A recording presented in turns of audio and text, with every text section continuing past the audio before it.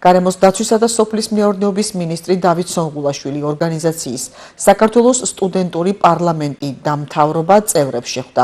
მინისტრმა ახალგაზრდების ჩართულობაზე გაამახვილა ყურადღება და გააცნო სამინისტროს საქმიანობის ძირითადი მიმართულებები.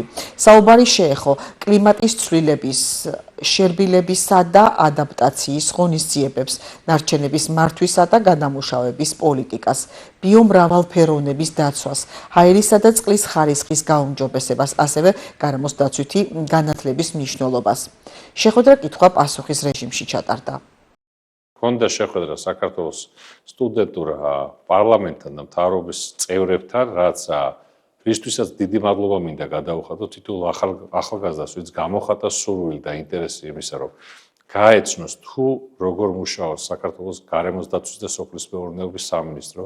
მინდა აღვნიშნო, რომ საკმაოდ დიდი ინტერესი იყო, საკმაოდ საინტერესო კითხვები იყო იმ პოლიტიკასთან მიმართებით, რომელსაც ახორციელებს ჩვენი სამინისტრო.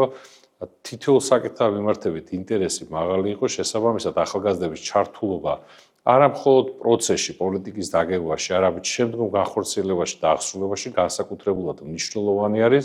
ორგანიზაცია საქართველოს სტუდენტურ და პარლამენტს და მთავრობას ჰქონდა შესაძლებლობა შეხვედრით გარემოს დაცვის და სოფლის მეურნეობის მინისტრს ბატონ დავით სონღულაშვილს, რისთვისაც დიდი მადლობას გადავხდით მათ. შესაძლებლობა ჰქონდა მოგვისმინა და გველაპარაკა, გაგვიმეტა დისკუსია აქტიურ პრობლემებზე, რომელიც დღეს საქართველოში არსებობს და მივიღეთ აბსოლუტურად აღმწურავი პასუხები. და მადლობა მინდა გადავხადო ამისთვის ბატონ დავითს.